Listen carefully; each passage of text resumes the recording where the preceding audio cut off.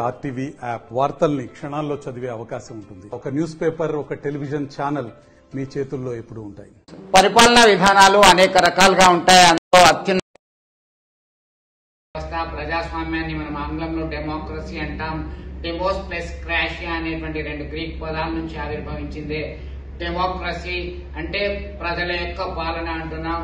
America యొక్క మాజీ అధ్యక్షుడు అబ్రహాం లింకన్ ఇచ్చినటువంటి నిర్వచనం అనేది సర్వత్రా ఆమోదయోగ్యమైంది.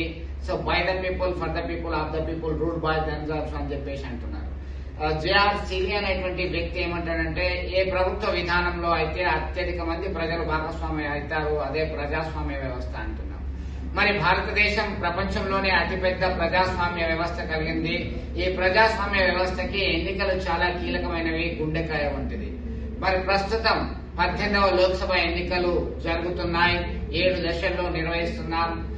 అనేక రాజనీతిజ్ఞులు, ప్రపంచంలో ఉన్నటువంటి గొప్ప స్టేట్స్మెన్స్ అందరూ కూడా అబ్బురపరిచే విధంగా ఎన్నికల నిర్వహణ అనేది కత్తి మీద సాములాగా కొనసాగుతుంది. అసలు ఇప్పటి వరకు ఏంటి ఎన్నికల నిర్వహణ ఎవరు చేస్తారు, ఎట్లా కొనసాగుతుంది, ఎన్ని మార్లు ఎన్నికలు అయ్యాయి, ఏంటి ఒకసారి చూద్దాం.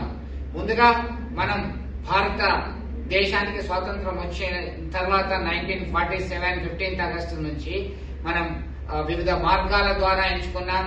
రాజ్యాంగంలో అనేక అంశాలను వివిధ రాజ్యాంగాల నుంచి తీసుకున్నాం. కట్ చేస్తే పార్లమెంటరీ సిస్టమ్ అనేది బ్రిటిష్ రాజ్యాంగ విధానం నుంచి మమ్మల్ని అమలు తీసుకున్నాం. మన భారత పార్లమెంటరీ విధానంలో 2 సభలు ఉన్నాయి. ఒకటి ఎగువ సభ, రెండవది దిగువ సభ. దిగువ సభనే మనం హౌస్ ఆఫ్ ద పీపుల్ అంటున్నాం, లోక్సభ అంటున్నాం. లోక్సభకు జరిగినటువంటి ఎన్నికలు, లోక్సభలో వచ్చినటువంటి మెజార్టీ ఆధారంగానే ప్రభుత్వాన్ని ఏర్పాటు చేస్తారు. తొలి ప్రధానమంత్రి జవహర్ లాల్ నెహ్రూ నుంచి ఇప్పుడున్నటువంటి ప్రధానమంత్రి నరేంద్ర మోడీ వరకు ప్రధానమంత్రులు ఎవరెవరు అధికారాన్ని వెలుగబెట్టారు, ఎన్నిసార్లు ఎలక్షన్స్ అయ్యాయి, ఒక్కసారి మీ ముందుంచే ప్రయత్నం చేద్దాం. సో ముందుగా భారత్ లాంటి ప్రజాస్వామ్య వ్యవస్థలో బ్రిటిష్ కాలంలో ఈస్ట్ ఇండియా కంపెనీ తర్వాత అనేక మార్లు ఎన్నికలు జరిగాయి. గ్రీకు దేశాల్లో ఎన్నికలు జరిగాయి. కట్ చేస్తే 1950 జనవరి 26న మన రాజ్యాంగం అమల్లోకి వచ్చింది. దానిలో భాగంగా ఎలక్షన్ కమిషన్ ఆఫ్ ఇండియా, ఎన్నికల సంఘం అనేది రాజ్యాంగబద్ధమైనటువంటి స్వతంత్ర ప్రతిపత్తి కలిగినటువంటి సంస్థ. అది ఎన్నికల సంఘం. ఈ దేశంలో ఎన్నికలు నిర్వహించడానికి ఉద్దేశించింది, ఏర్పాటు చేయబడ్డదే ఎన్నికల సంఘం. భారత రాజ్యాంగంలోని 324వ ఆర్టికల్ ఎన్నికల గురించి, ఎన్నికల వ్యవస్థ గురించి, అన్నిటి గురించి కూడా చెప్పడం జరుగుతుంది. దీనిలో ముందుగా ఎవరైతే 21 సంవత్సరాలు పూర్తి అయ్యాయో వారు మాత్రమే ఓటు హక్కు వినియోగించుకోవడానికి అవకాశం ఉండేది. దాన్ని మనం యూనివర్సల్ అడల్ట్ ఫ్రాంచైజీ సిస్టమ్ అంటున్నాం. సార్వజనీన వయోజన ఓటు హక్కు అంటున్నాం. కుల, మత, లింగ, వర్గ విభేదాలు లేకుండా ఈ దేశంలో ఉన్నటువంటి పౌరులు 21 సంవత్సరాలు పూర్తయిన వాళ్ళందరూ కూడా ఓటు హక్కును వినియోగించుకోవాలి. అయితే 21 సంవత్సరాలు అనేది చాలా లేటు, పరిణతి చెందారు, విద్యా వ్యవస్థలో మార్పులు వచ్చాయనేటువంటి ఉద్దేశంతో 1989లో రాజ్యాంగాన్ని చేసినటువంటి 61వ రాజ్యాంగ సవరణ ద్వారా 21 ఇయర్స్ నుంచి 18 ఇయర్స్ కి తగ్గించడం జరిగింది. 21 సంవత్సరాల ఓటు హక్కు అనేది 18 సంవత్సరాలు ఉంటే సరిపోతుందని చెప్పి చేయడం జరిగింది.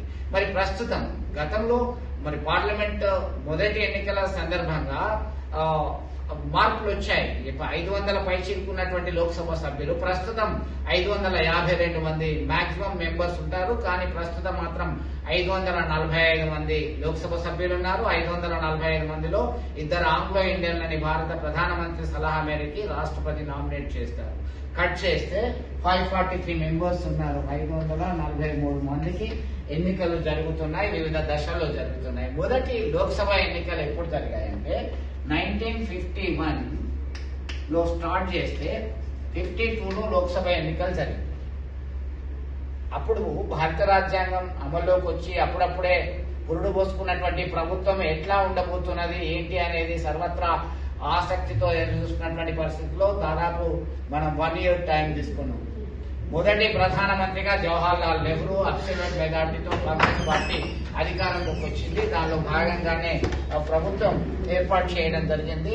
దానికి తర్వాత 1952లో సెకండ్ లోక్సభ ఎలక్షన్ జరిగాయి. 1952లో 2వ లోక్సభ ఎన్నికలు నిర్వహించడం జరిగింది. అలాగే అప్పుడు సైతం 1952లో మొదటి ఎన్నికలు అయినాయి. తర్వాత 57లో రెండవ లోక్సభ ఎన్నికలు జరిగాయి. అప్పుడు కూడా అబ్సల్యూట్ మెజార్టీని జవహర్లాల్ నెహ్రూ కైవసం చేసుకున్నారు. ఆయన ప్రధానమంత్రిగా పదవి చేపట్టడం జరిగింది. ఆ తర్వాత 1962లో మూడవ లోక్సభ ఎన్నికలు జరిగాయి. 1962లో జరిగినటువంటి ఎన్నికల్లో సైతం మూడవసారి ప్రధానమంత్రిగా జవహర్లాల్ నెహ్రూ పదవి బాధ్యతలు చేపట్టడం జరిగింది అబ్సల్యూట్ మెజారిటీతో. 1955లో కొన్ని మార్పులు చేశారు. సోషలిస్టిక్ ప్యాటర్న్, కమ్యూనిస్టుల యొక్క హవాను తట్టుకోవాలంటే కాంగ్రెస్ పార్టీ సైతం వారి బాటలో వెళ్లాలనుకుంది.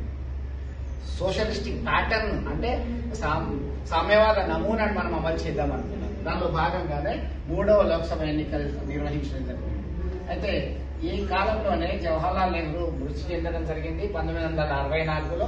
ఆ తర్వాత గుల్జారీ లాల్ నందా తాత్కాలిక ప్రధానమంత్రి పదవి చేపట్టడం జరిగింది. ఇమీడియట్ గా ఎల్బి శాస్త్రి, లాల్ బహదూర్ శాస్త్రి తన పదవి బాధ్యతలు చేపట్టడం జరిగింది. ఈ క్రమంలో 62 తర్వాత మళ్ళీ 67లో ఎలక్షన్స్ అయ్యాయి. 1967లో జరిగినటువంటి లోక్సభ ఎలక్షన్స్ లో వర్షం ఆల్ ఇండియా నేషనల్ కాంగ్రెస్ అత్యధిక మెజార్టీ వచ్చింది. వరుసగా 52, 57, 62, 67.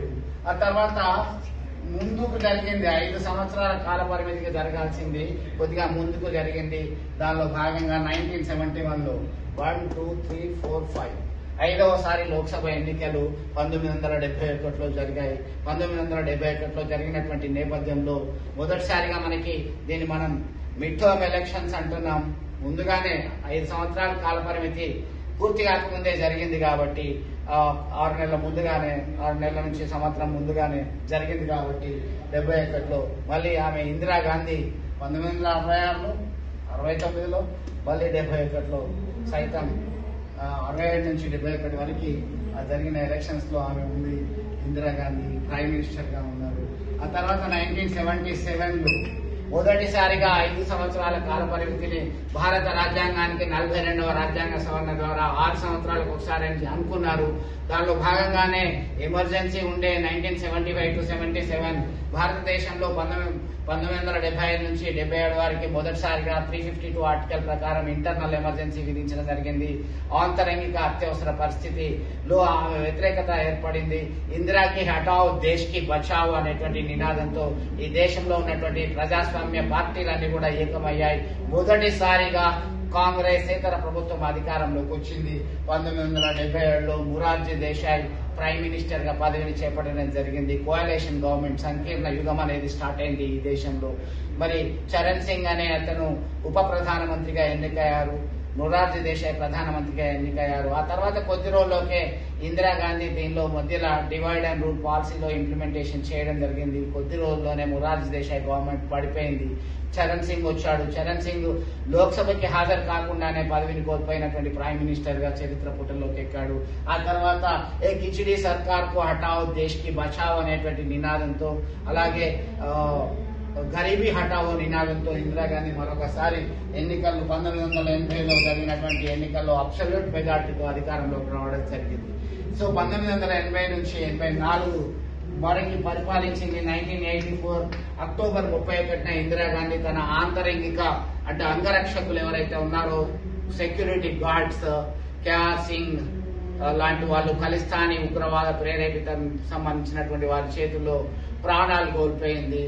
ఆ క్రమంలో October 31 assassinated by the terrorist. ఆ తర్వాత జరిగినటువంటి పరిణామాల నేపథ్యంలో by default Rajiv Gandhi prime minister post కి రావడం జరిగింది. 1984లో జరిగినటువంటి లోక్సభ ఎన్నికల్లో ఇప్పటి వరకు జరిగినటువంటి లోక్సభ ఎన్నికల చరిత్రలో అత్యధిక స్థానాల్ని ఇండియన్ నేషనల్ కాంగ్రెస్ మరొకసారి కైవసం చేసుకుంది 1984లో.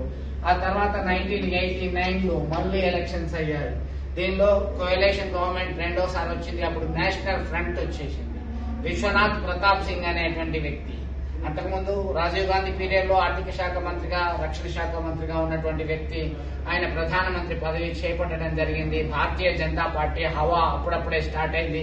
ఎందుకంటే 1985లో కేవలం 84 జరిగినటువంటి ఎలక్షన్స్ లో కేవలం 2 స్థానాల్లో ఉన్నటువంటి భారతీయ జనతా పార్టీ. అప్పటి వరకు 80 వరకు భారతీయ జనసంఘ్ ఉండే. ఆ తర్వాత 84లో 2 మాత్రమే ఎన్నికయ్యారు. మరి ఆ తర్వాత అంతకుముందే జనసంఘం నుంచి వాళ్ళు అధికారంలో ఉన్నారు. ఫారిన్ అఫైర్స్ మినిస్టర్ గా అటల్ బిహారీ వాజ్పేయి బ్రాడ్కాస్టింగ్ మినిస్టర్ గా ఎల్కే అడ్వాణి భారతీయ జనసంఘ్ సభ్యులుగా ఉండేటోళ్ళు. ఆ తర్వాత జరిగినటువంటి అనేక పరిణామాల నేపథ్యంలో 89లో ఎన్నికలు జరిగాయి, సాధారణ ఎన్నికలు. ఇమ్మీడియట్ గా కోయలేషన్ గవర్నమెంట్ అంటేనే అస్థిరమైనటువంటి ప్రభుత్వాలు అనేటువంటి ఇండికేషన్ ఈ దేశంలో మరి జరిగాయి. దానిలో వెంటనే 91లో మళ్ళీ రెండు ప్రభుత్వాలు, ఒకటి విశ్వనాథ్ ప్రతాప్ సింగ్ ప్రధానమంత్రిగా పదవి చేపట్టడము, కోల్పోవడము, ఆ తర్వాత కాంగ్రెస్ మద్దతుతోని చంద్రశేఖర్ అధికారంలోకి రావడము, కొద్ది రోజుల్లోనే ఆయన రాజీనామా చేయడము, మళ్ళీ ఎలక్షన్స్ కి సిఫార్సు చేయడం జరిగింది. అప్పుడు బై ఎలక్షన్స్ వచ్చేసి, మిడ్ టర్మ్ ఎలక్షన్స్ వచ్చాయి, మధ్యంతర ఎన్నికలు 91లో వచ్చాయి. 91 నుంచి 96కి అబ్సల్యూట్ గవర్నమెంట్ ఉంది. ఇది 1, 2, 3, 4, 5, 6, 7, 8, 9, 10. ఆ తర్వాత 96లో 11th time elections. PV Narasimha Rao ఈ దేశంలో ఆర్థిక సంస్కరణలు, అనేక సంస్కరణలు చేపట్టినటువంటి వ్యక్తిగా ఆద్యుడు. లిబరలైజేషన్, ప్రైవేటైజేషన్ అండ్ గ్లోబలైజేషన్ అనేది దాన్ని కాంగ్రెస్ పార్టీ నుంచి మొదటిసారిగా గాంధీ ఫ్యామిలీ, నెహ్రూ ఫ్యామిలీకి సంబంధించిన వ్యక్తి కాకుండా దక్షిణాదికి సంబంధించినటువంటి వ్యక్తి, మొదటి వ్యక్తి 5 సంవత్సరాలు ఈ దేశాన్ని రూల్ చేశారు. తర్వాత 1996లో 11th టైం లోక్సభ ఎలక్షన్స్ వచ్చాయి. దాంట్లో కేవలం 13 రోజులు మాత్రమే ఈ దేశంలో అతి తక్కువ సమయం ప్రధానమంత్రిగా పదవి చేపట్టి కొనసాగినటువంటి వ్యక్తి అటల్ బిహారీ వాజ్పేయి, భారతీయ జనతా పార్టీకి సంబంధించిన